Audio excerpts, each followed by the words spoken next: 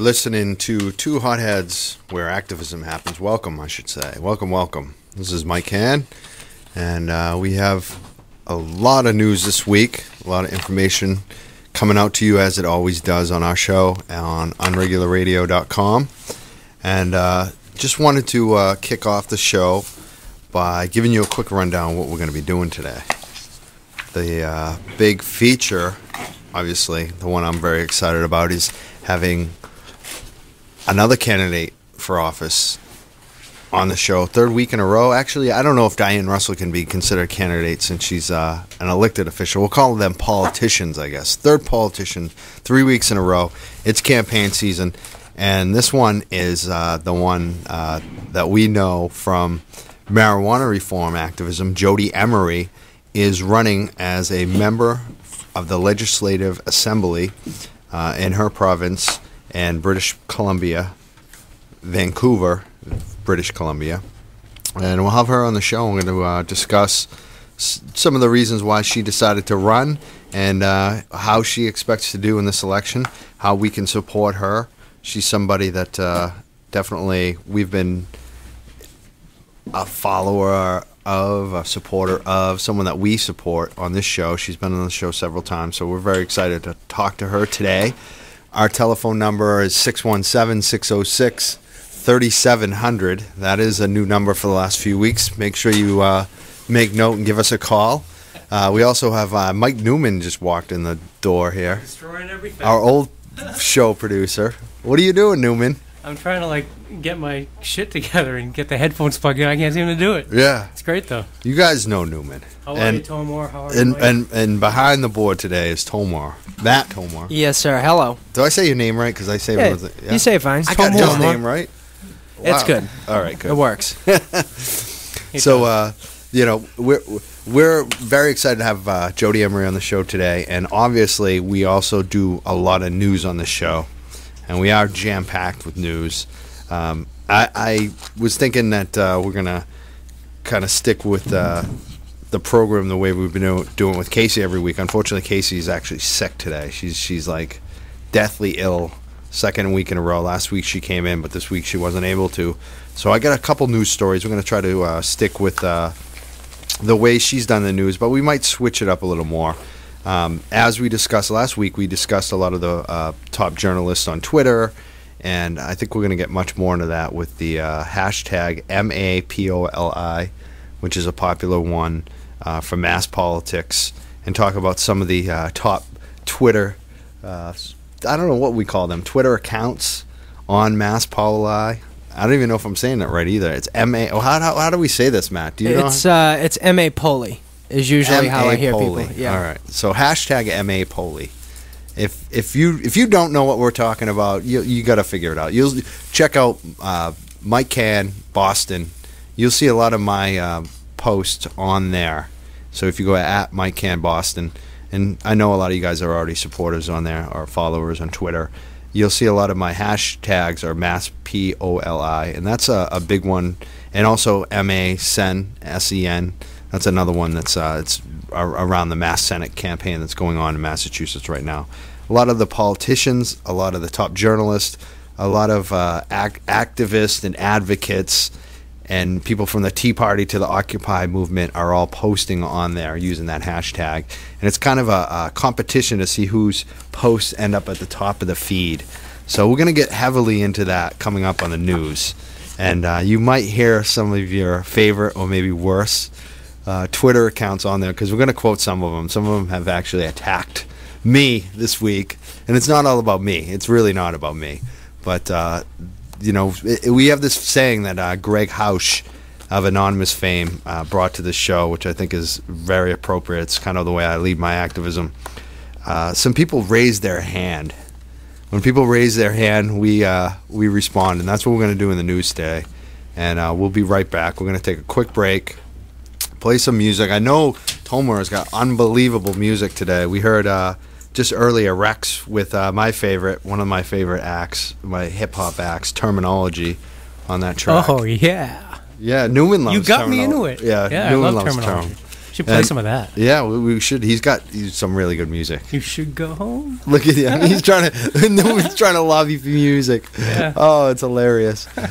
So we're the two hotheads where activism happens again. The telephone number is 617-606-3700. And what are we going to have for music, Mr. Tomor? We got some Cream coming up to start it off.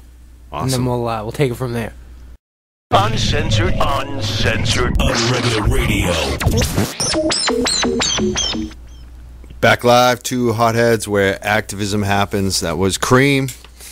I heard that Eric Clapton in there. And we're doing the news today without Casey Hoy. It's, I guess, with Mike Cann. And Mike Newman over here. Are you going to weigh in on the news today? I will weigh in if I feel appropriate to that. All right. Whatever that means. Are we going to get in a fight? No. No? Do we ever get in fights? He's silenced. No, we don't. Newman, we know. Yeah, your show, I heard, is really good, by the way. That's what I heard. That's a good way not to get in a fight. Keep talking. Well, That was a compliment. It was good. I know. But I'm Irish. I don't like compliments. But we're the two hotheads where activism happens, and we're going to go through the news, aren't we? If you say Since I don't so. have any, I'm way unprepared. Let's just open with that. All right, you're more prepared than me, though. So Casey usually has 15 news stories and all kinds of excitement. And yeah, she's on it. yeah, it might not be quite. I'm in trouble. I didn't do my homework, did I, Newman? Okay. All right. So maybe Casey will call in or text us and give us some news stories. You should have covered this one. But basically, I wanted to open with StandWithRand. It's not even a news story. Usually we have links. I think there's like a Twitter phenomenon that went on the other night. Were you even familiar? I just want to know if people even, like the average person, knew about this or saw this. Or do you know what StandWithRand means, Newman? Stand with Rand has to do with Rand Paul. Yes. And his whole filibuster thing. Yes. Okay. What did you think about it? I don't like Rand Paul, so I don't know. I think a filibuster is a big fancy word for game. Okay. Having said that, if I posted something supporting that, would you block me? No, and I wouldn't be surprised. No, I mean, I know that you have different opinions than I do, and that's cool. What about Tomor? Do you know about this? Have you heard about StandWithRand and the filibuster and all that? I did hear about the filibuster because he wanted the letter from the Obama administration, and then Holder got him the letter, right, saying that the president didn't have the right to use drones to attack American citizens that weren't committing acts of tyranny, I guess. Without no warrant, with no oversight, with no justification after or before the fact given.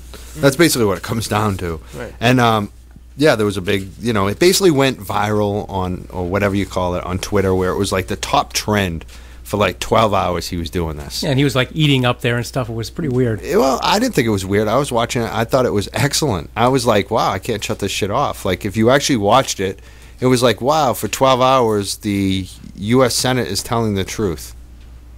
That's really what happened. It was like, wow. So the Republicans, the people that, supported all this crap when Bush was in office, but now they're telling the truth? This is what you see a lot of. But at the same time, they're full of shit. It's an opportunistic Congress. Well, I think that it's an opportunist partisanship. Okay, the Republicans, well the Republicans are totally they used to always have this thing about the Democrats. The Democrats didn't know who they were, right? Right. Well, now the Republicans don't know who they are. Are they neocons, or are they with Rand and Ron Paul on foreign policy? A little of everything is in Well, for 12 hours they were with Rand and Ron Paul, but then they caved in. But anyways, let's get back to Twitter. This thing went viral. It was going crazy on Twitter, and everyone's posting, and I'm posting. And I'm, linking up the hashtags, hashtag MApoli, and as well as some of the other ones like Stand With Rand. That was a big one, right? Yeah, and I don't disagree with what he was fighting for. I just don't know if it needed to be taken to that place where you need to get a letter. Yeah, well, that's something that we can discuss in more effect a little additionally in a few minutes. But I want to get to the real story of what I wanted to comment on and get your feedback on it. Basically, a bunch of people are all posting, right? And what I'm noticing is that people on the left and the right and a lot of respects are supporting this. If you look at one of the top liberal YouTube commentators out there, it's the Young Turks. Have you guys seen Cenk? He used to be on MSNBC, and now he's on Current, and him and Alex Jones are competing for who's the top political show on YouTube. And, those are like the top type people, from the left and the right. And so you have the top liberal, younger, under 50, I'd say, guy speaking, saying, I agree with Rand Paul. We've been talking about drones for freaking years on this show on the Young Turks, and God damn it, I love Rand Paul, and I'm a liberal. And there were liberals saying that. Like, we were wondering if Elizabeth Warren was going to join Rand Paul on this. She didn't, but we were hoping she would. So for a little while, there was that kind of optimism going on for this period of time. And I'm posting, the liberal side, the good stuff from the good liberals like Cenk, who tell the truth on drones at least. I'll post his stuff, and then I'll post the Republicans. And one of the links I posted is someone that I really don't have really much opinion on or like follow. Like, she's probably shady, I don't know. She's related to Breitbart somehow, but her name is Dana Loesch. And basically I posted something of hers on my Twitter because she was saying, like, let's call all these let's Twitter all of the senators and congressmen right now, which I was already doing. And I was reaching out to all the candidates on Twitter and said, what do you think about drones? Will you stop the drones? Will you stop Brennan? Like, will you support Rand Paul on this? What's your response? And some of them were responding. Leah Cole, who's running for state rep, immediately responded and said, no, do you? And I said, no way. She immediately responded.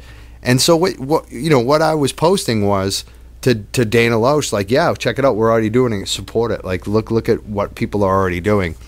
And this left-wing hack, and I'm going to say, and when I say left-wing, I have so many friends who are left-wing. I work with people left-wing. We just had Diane Russell on the show 2 weeks ago, the leading Democrat in the state of Maine, probably, the rising star right now for someone who's under, 50 years old again, of the Democratic Party. She's my friend. She's on my show all the time. I am friends with many progressives, and I'm friends with many people who are conservative. I work with people on all sides of the aisle. And this woman gets up, Suzanne Williams, Sue Win, it's Sue, SUEWINMA, at Sue Win MA. That's her Twitter handle, Suzanne Williams. And she's one of the most popular ones on this MApoli. A lot of her stuff goes to the top, and she's supporting Ed Markey and these other candidates. She writes back, really, Dana Loesch, the drop trowel on Muslims, she quotes Dana Loesch, the hating on Occupy Wall Street, Dana Loesch, hashtag where activism happens, I guess. And she sends this to me with my name attached to it. And then so I go to respond like I don't freaking I'll repost something from someone I don't agree with. I don't give a shit if this idiot said something stupid and I repost it on Twitter. Like, who gives a fuck? And she blocks me. So she basically attacked me on her Twitter to her 5,000 supporters, but then wouldn't let me respond. Right. And it's like, fuck you, bitch. Yeah. You are so lame. And then I'm reading her Twitter, and it's shit like, Rand Paul lied through the whole hearing. And it's like, I watched that hearing. He didn't lie once. There was no lies. There wasn't even any partisanship. He was actually complimenting Obama in a lot of respects, saying, Obama, you did good when you ran for president. You said you supported these things that I support in foreign policy, but you've kind of turned your back. And, we want you to make good on what you said you were going to do. There was none of that partisan bullshit. This lady's a hack. And I'm calling Suzanne Williams. If you're a Democrat and you want to win office and you're trying to woo the people in the middle like myself, or people who are willing to work on social issues, and Suzanne Williams is not the person. I would never she makes me want to hate Ed Markey. You know what I mean? Not even give the guy a chance because she's supporting him. She looks bad on her candidates. Another lady at the same time, and of course I responded so people could see, because I know these idiots are still seeing this on MAPOLI, and basically some of her friends started jumping up on me. I don't even want to talk about that, but basically I said that, you quote Occupy Wall Street, but I support Occupy Wall Street. I have many friends on the show that come in Frank does a show at Occupy Wall Street. Our co-host that's coming in a few minutes, he does a show at Occupy Boston. We go to a lot of the same events. A lot of us work different causes, but I work with a lot of people from Occupy Wall Street. So how dare you say that? Basically. And this right-wing woman gets up. Her name is Izzy J.S. Mom, at Izzy J.S. Mom. She goes up and basically starts attacking me, calling me a left-wing scumbag. So on the one hand, I'm a right-wing scumbag, and then on the other hand, I'm a left-wing scumbag. It's like, and these people will literally attack you, block you, inflame you, call based you on names. partisan. Yes. Yeah. And it's like, look, what you guys are a bunch of morons. Like, I'm going to tell you, Izzy J's mom, you're never going to get anywhere in any change in this world when you call everyone George Soros. I am as far from George Soros as you could ever imagine. Please. And this is what I see. And other people commenting saying, supporting me, which is the smart thing in this case. But other people will question, how important was this? Why are you fighting about this? No, I'm not fighting about this. What I'm doing is bringing attention. These people are losing valuable supporters and key contacts and for the causes that they supposedly care about, if they actually do care about any cause beyond their party. For what? For what? Especially Izzy J's mom. I mean, she has a certain viewpoint, but you're attacking me for not having it 100% when I'm 95% probably the same as you. She's calling me a Muslim lover, a agnostic, a George Soros, a left wing, when I'm opposite of all those things. I believe in God. I'm with, you know what I'm saying? It's because I don't have your same moral standards in every single way. I don't believe that my way is the right way for everybody else. And if someone disagrees with me, I do not attack them and block them and call them names. The reason why we're losing this war, where there are so many supposedly patriots, so many supposedly enlightened people that know what's going on. Why are we losing? Because it's because of you. You are the worst enemy. We are our own worst enemy. When you don't work with someone because of a frickin' label, that's the weakest thing. I don't want to be Occupy Wall Street or Tea Party because there's a label. So this lady comes back and says, you should have put on your thing that you were a conservative so I would know. It's no. Yeah. No, I'm Mike Cann. That's how you should know me. I work with everybody as long as they're a good person and I agree on the issues that we're working on together. And then you're not sold out. That I'm looking for warriors out there, and I know they're out there because a lot of them, after all this happened with me, our Twitter, we're over, I think, 11,500, 600 now. We just keep going up. Every day we get more and more support. So, I'm noticing it in other places all over the place. I want to give another example. Dan Fishman, right? Dan Fishman came in the studio last week. Phenomenal. The guy delivered. DJ Slim was flipping out. He is a Democrat, DJ Slim, right? Who loves Obama. And he's going crazy over the Republican, basically, libertarian Dan Fishman. Why? Because Dan is that good. And there's this idiot who has a community cable access show. And he's on Facebook and he's attacking Dan Fishman because Dan Fishman isn't libertarian enough.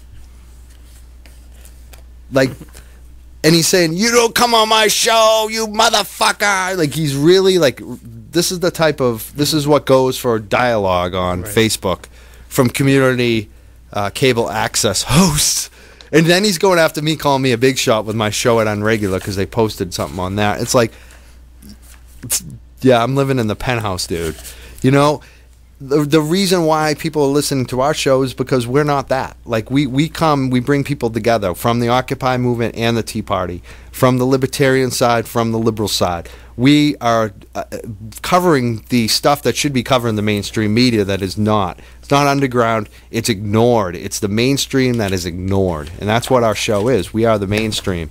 And these folks are missing it. You're attacking someone like Dan Fishman because he's not 99% of what you want. He's 98.9.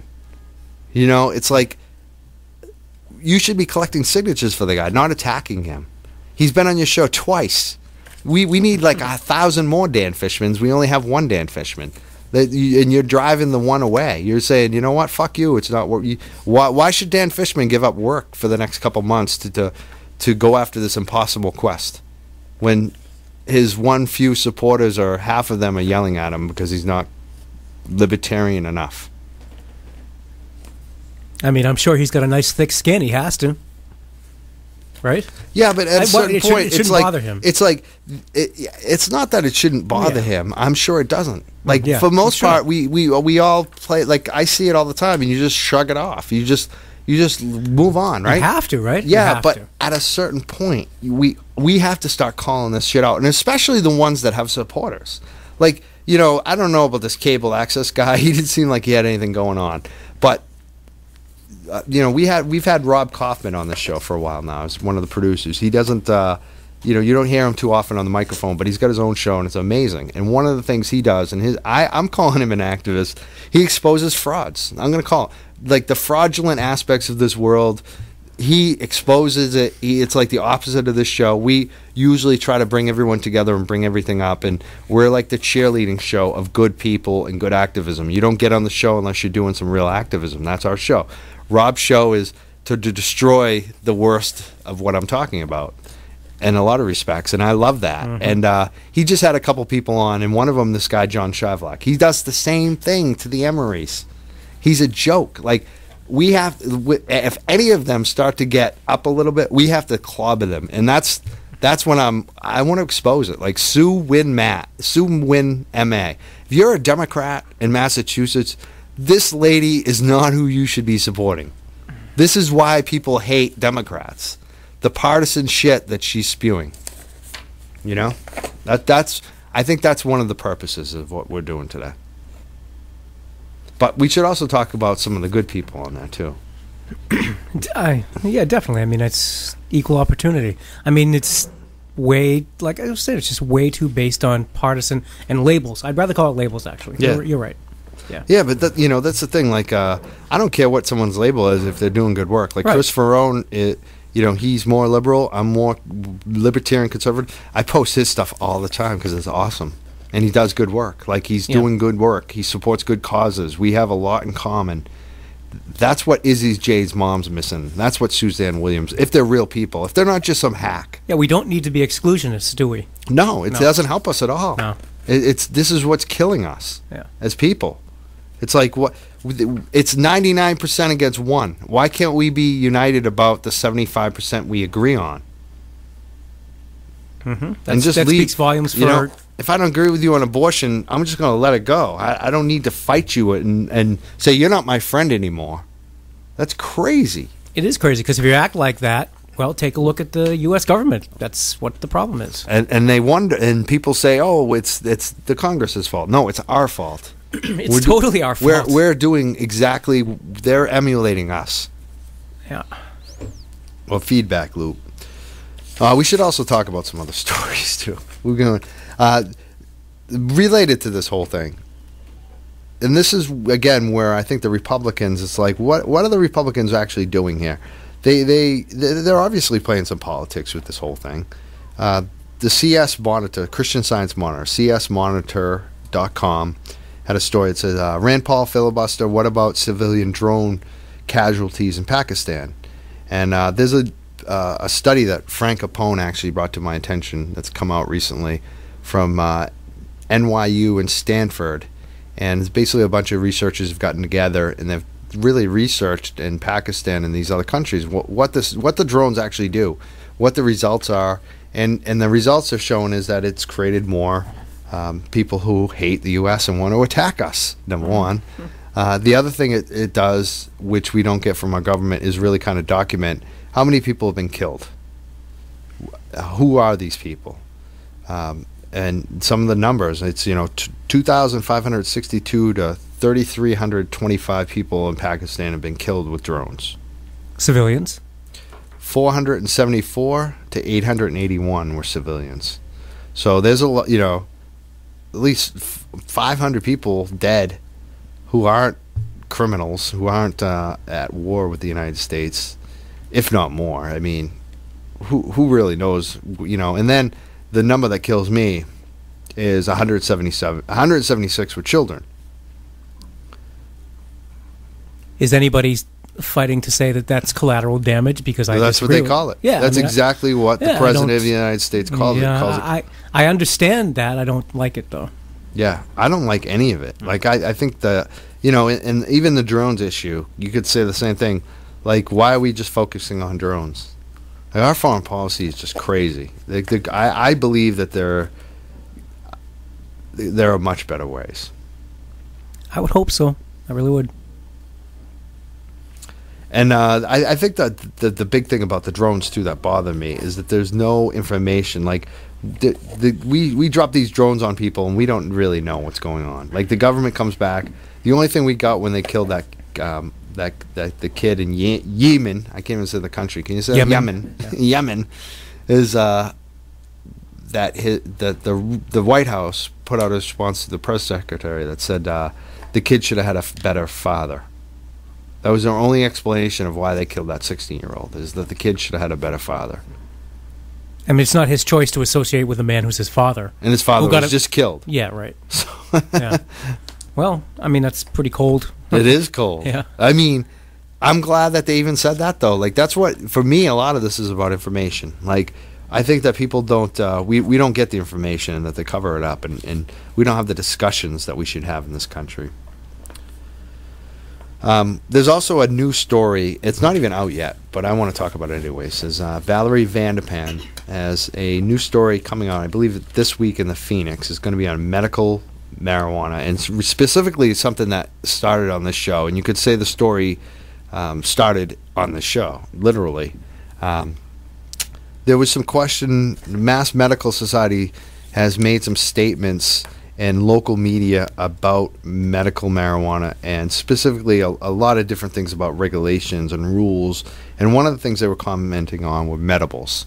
Mm-hmm. And it seemed to me, and Casey seemed to believe this, and she was inferring that that there might be a ban on medibles in Massachusetts, and the Mass Medical Society seemed to be the ones that were pushing for this under the rules for the DPH. So apparently Valerie Vandepan got some of my questions on this, because I wanted to find out, and I know she would find out. So there's going to be a story in the Phoenix about medibles this coming week, and I think it's good for us, hopefully, our side. I don't think medibles are going to be banned. We'll find out, though. Did you mention what's the impetus for wanting to ban them? Yeah, it's because they think that children are more likely to eat them. Oh. They also said some things like other medicines aren't dispensed as food, which isn't quite true. I mean, there's cough drops, there's cherry-flavored cough syrup, and I mean, you would have to treat them as you do any. Yeah, but you can't. That you say that, Newman, but you can't. The federal government won't let you. It's a separate thing. Like, I sort of meant in the household. Oh, you know what I mean? When you have a controlled substance kind of thing. Yeah. If you're a parent, it's up to you to keep it away. That's true. But we'll see what happens. But there are bad parents everywhere. We'll see what happens on that. Oh, we also have the 2 Hotheads Activism Awards that we just announced. Doing that. Tuesday, April 23rd. It's at the Brighton Music Hall.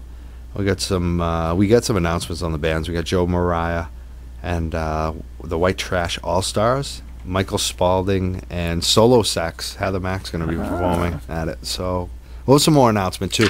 Vermin Supreme's going to be there speaking.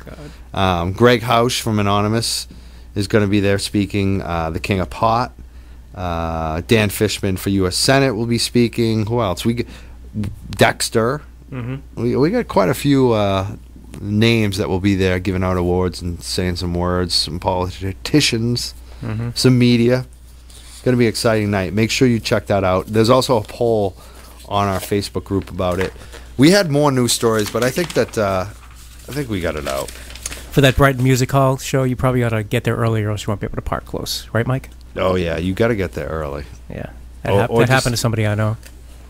Not me. No. I had a parking spot like in 2 minutes, but it was like 5 blocks away. Yeah. Okay. But the person driving wouldn't stop that night. Oh, okay. Gotcha. So that's not my fault. Nope, it's not. No. I didn't know the whole story. Telling you now, Newman. Yeah. Now we're going way inside, and that's not fair to our listeners. No.